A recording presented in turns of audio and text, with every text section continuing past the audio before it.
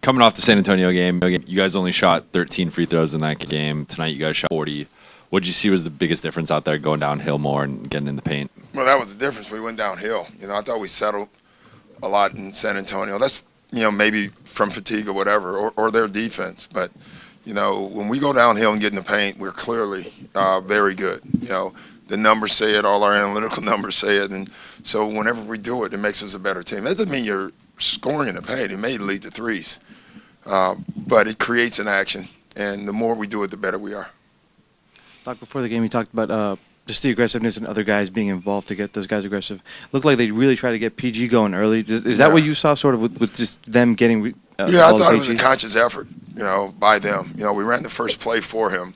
That was me, but then after that, it was them, So it's good. It's good when, I think we miss those guys a lot in transition, and that's one of the things we talked about. Like, if you got a chance to throw the head to Paul George or Kawhi Leonard, you're really smart on your part to do that. That doesn't mean they're going to shoot, but they're going to create so many people coming their way that it's going to open it up for everyone. And I thought we did a better job of that.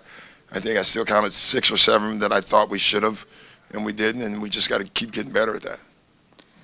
Doc, last month, Paul George said he credited his play to saying, "I got new shoulders." What have you seen from him this season? Those new shoulders, I don't know. He's just a great shooter. He's a great basketball player, but his shot and the way he can get it off at his size with little effort, as far as getting it up to the rim, he's shooting deep shots on the move, and he does it with great balance. It's impressive to watch. Doc, in a game like this that gets out of hand somewhat early, is your focus to continue playing the usual rotation because it's kind of early in the year for chemistry? Or is it for the it's younger impossible to do that. You do in the third quarter. You try to.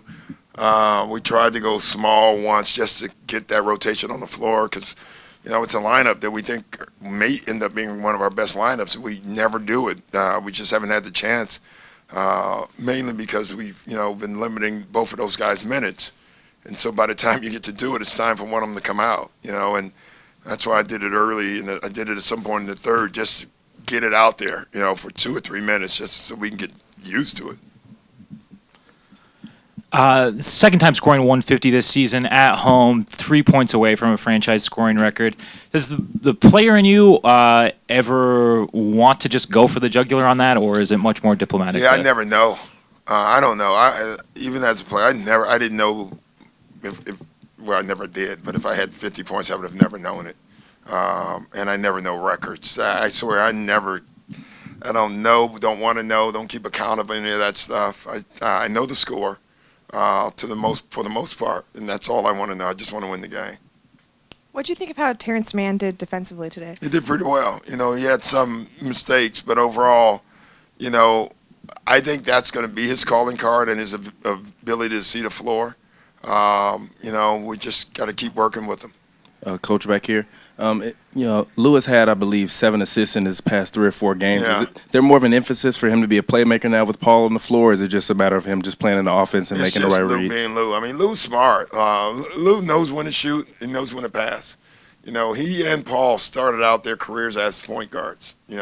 So they both have played that position. They both are scorers, but they also know when a guy's open. And they make the right play. Hey, Coach, you touched on it earlier with getting Paul early bucket, calling the play for him right off the bat. Outside of in and out of timeouts, how often are you calling the plays, or are you relying on the players to kind of run the plays that you guys have worked on in practice? Well, probably call it more now than I've done in 10 years, honestly. Just because, the guys still don't, they're still new to what we're trying to do because we haven't had a lot of practices. I find myself calling a lot of plays right now. My goal always is to never call a play, for our guys to read and be able to see and call the game. We just haven't had enough practices to be able to do that. That's what I meant by we're going to be better, because as the year goes on, they're going to do it more and more and more. I'll do it less and less, and that'll make us a better team. What'd you make of the defensive effort in the third quarter when they kind of reeled it in? I thought the second quarter was the best defense. I thought that changed the game for us.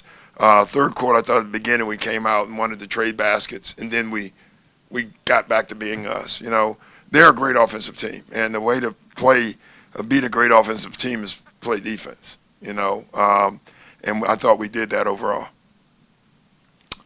All right, guys. Hey there, NBA fans. Thank you so much for watching. If you enjoyed, please subscribe at Fanatics View down below.